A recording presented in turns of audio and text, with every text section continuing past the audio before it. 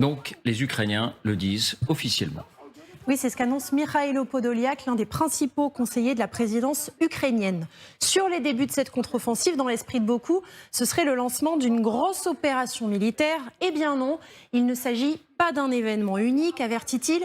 Ce sont des dizaines d'actions différentes pour détruire les forces d'occupation russes dans différentes directions qui ont déjà eu lieu hier, ont lieu aujourd'hui et continueront demain. Et d'ajouter la destruction intensive de la logistique ennemie est également une contre-offensive. C'est donc la confirmation, l'officialisation de ce que l'on pressentait depuis le début de la semaine. D'ailleurs, comme pour illustrer son propos, ces opérations de tous ordres s'enchaînent encore ces dernières heures. Ce bâtiment n'est rien de moins que le ministère de la Défense russe, la nuit dernière, plongé dans un nuage de fumée avec une odeur de plastique, selon les témoins.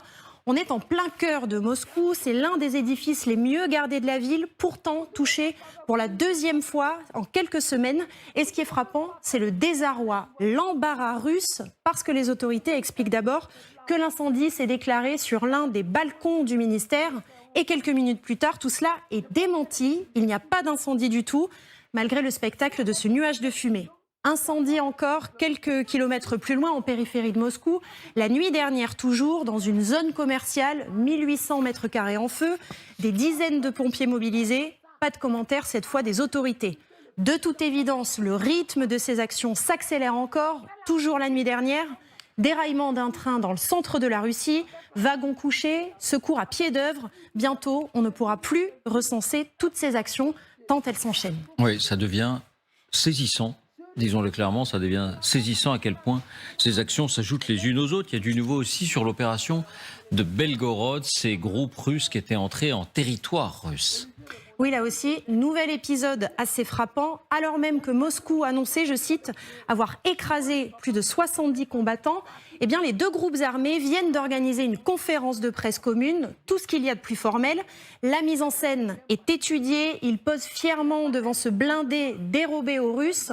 Le fameux Z de Moscou tagué, drapeau des deux formations et fusil mitrailleur en main, mine solennelle, visage masqué pour certains. Et cet homme, vous allez le voir, a même tatoué sur la pommette le trident de l'Ukraine et le fameux « Gloire à l'Ukraine ». Les deux chefs s'expriment. D'abord, cet homme, pseudonyme César, porte-parole de la Légion Liberté pour la Russie. Et puis le sulfureux Denis Kapoustine, fondateur du corps des volontaires russes, considéré comme radical, suprémaciste, voire néo-nazi. Eh bien, ils annoncent non seulement que l'opération de Belgorod n'est pas terminée, mais aussi qu'il y en aura d'autres. Écoutez-les. It definitely has various phases. So phase 1 we consider it a successful phase. It's over now, but the operation is ongoing. Вчера это было несколько десятков километров территории, то завтра это будут сотни квадратных километров территории. Это уже будет не деревня, а областной центр. Alors, face à cela, on attend évidemment la réaction de Moscou. On se dit c'est pas possible que Moscou puisse ne pas réagir. Est-ce que cette réaction a eu lieu, Justine ? Eh bien, la riposte des Russes est assez faible, David. On peut signaler cette vidéo qui a été dévoilée par le FSB qui veut montrer qu'il agit contre les saboteurs. Il s'agit de l'arrestation de deux hommes, de leur interrogatoire et de la saisie de leur matériel. D'après Moscou, ils auraient participé à une attaque sur le sol russe début mai. Les Russes en dévoilent d'ailleurs les images. Il s'agissait d'une ligne à haute tension qui était visée à proximité d'une centrale nucléaire et les hommes seraient donc parvenus à détruire un très gros pylône. Le gouverneur de la région russe de Belgorod annonce par ailleurs que 7 bataillons de défense territoriale, soit environ 3000 hommes, sont déployés en renfort à la frontière avec l'Ukraine pour, je cite, repousser l'ennemi si nécessaire. On s'interrompt un instant avant de revenir sur l'opération des drones navals, parce que là aussi il y a du nouveau. Mais simplement, est-ce qu'on peut dire, cette fois, les choses sont claires, la contre-offensive a commencé, c'est réglé. Enfin, c'est pas réglé, ça commence. Mais ça a commencé, mais David, moi je suis heureux que les Ukrainiens l'annoncent, puisque ça fait plusieurs jours que sur ce plateau, on annonçait qu'effectivement, elle avait commencé sur le plan stratégique par un certain nombre d'actions à droite et à gauche. Je crois que l'action de Belgorod est intéressante en soi, parce que ça reprend la manœuvre que Jean nous avait indiquée il y a une semaine, en disant mais il faut pas passer là où le front est renforcé, etc. Mais les 600 km de frontière entre l'Ukraine et la Russie qui ne sont pas vraiment gardés, Et ben c'est par là qu'il faut passer. Et là, eh bien, ce sont ces unités d'opposition russes, mais bien sûr équipées, entraînées, qui sont passées. Alors moi, j'ai quelque chose d'intéressant quand même, parce que vous dites, est-ce que les Russes ont réagi? Mais en fait, les images, parce que là, on voit les BTR, une fois qu'ils sont revenus, les véhicules blindés russes pris, une fois qu'ils sont revenus en Russie, mais les véhicules qui ont été détruits en Russie, ce sont des véhicules américains. Ce sont des Humvee et des Akhmat. Et ces deux types de véhicules, on les voit clairement que ce sont des véhicules américains. Et là, pas un mot des Russes.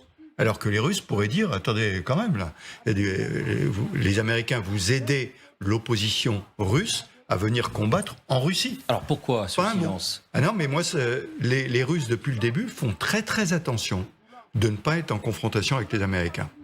Alors, verbalement, ils le font pour les F-16, ça va être une catastrophe et puis plus rien. Ben, en permanence, c'est comme ça. Et donc là, ils avaient quand même... Parce que souvenez-vous que depuis le début, toutes les frappes qui se passent en Russie, on annonce clairement que c'est du matériel ukrainien. Oui. Les drones, etc. Oui. On dit toujours du matériel ukrainien. Et là, il y a du matériel américain et ils saisissent même pas l'occasion d'accuser les Américains. Qu'est-ce que ça signifie, selon vous, qu'ils aient du matériel américain, ces groupes armés? C'est du matériel américain qui était en Ukraine. Donc c'est les Ukrainiens qui leur ont passé le matériel, c'est une évidence.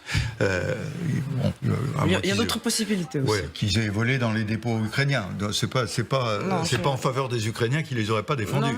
Le matériel militaire blindé, encore. Si vous voulez, ça se balade pas dans les rues quand même. Hein. Donc je pense qu'ils viennent, ils sont entraînés. D'ailleurs, c'est intéressant de voir que beaucoup portent un drapeau à gauche et le drapeau ukrainien à droite. Donc c'est des unités, mais c'est légitimement utilisé par les Ukrainiens. Moi je critique pas du tout, hein. C'est normal. On va utiliser des gens de l'opposition en Russie pour attaquer en Russie. Et ceci fait partie du grand plan, la guerre psychologique dont on a parlé tout à l'heure, les attaques dans la profondeur sur les dépôts, les attaques auprès du ministère russe, l'attaque de Belgorod, tout ça.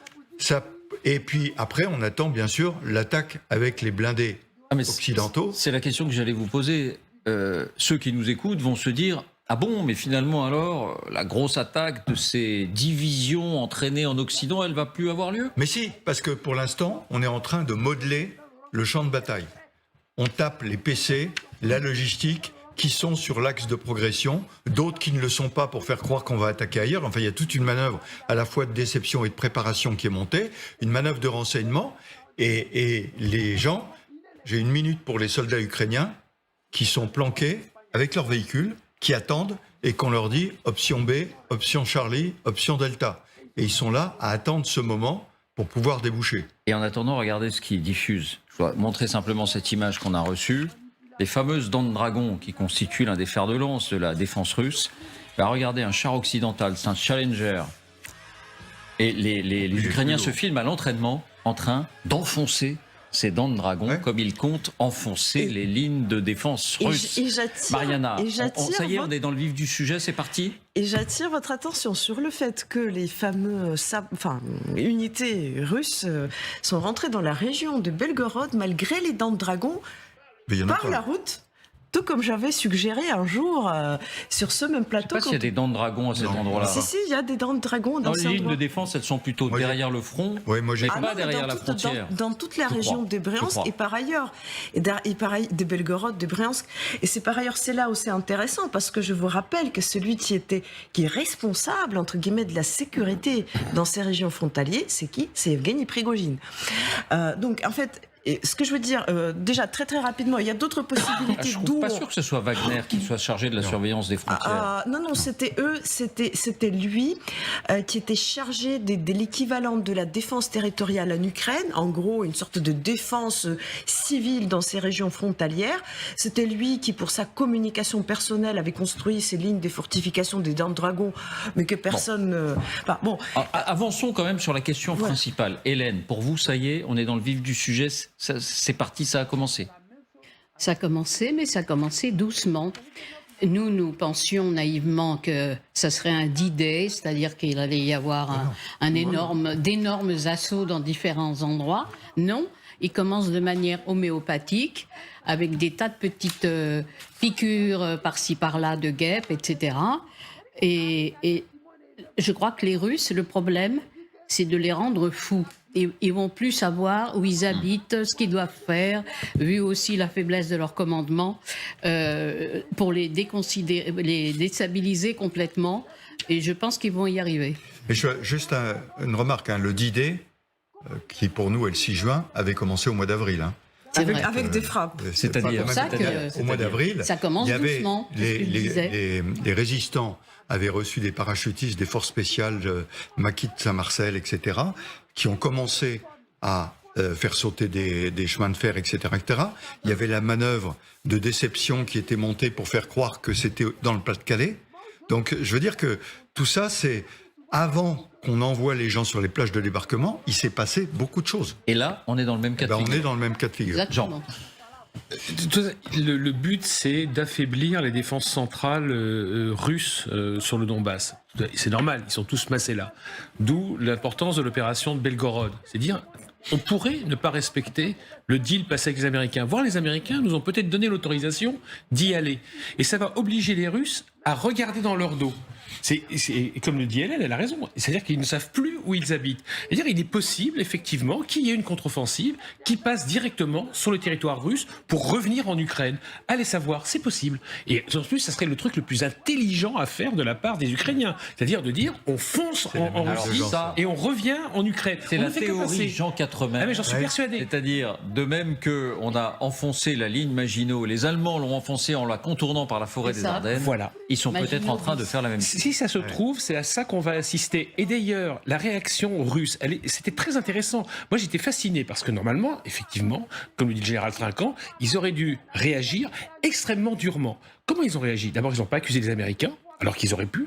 Deuxièmement, ils ont évacué les têtes nucléaires. Alors quand même, ils auraient dû dire, ah ben attendez, là, vous êtes tout près de la ligne rouge, on va appuyer sur le bouton. C'est pas ce qu'ils ont fait. Au contraire, c'est on recule.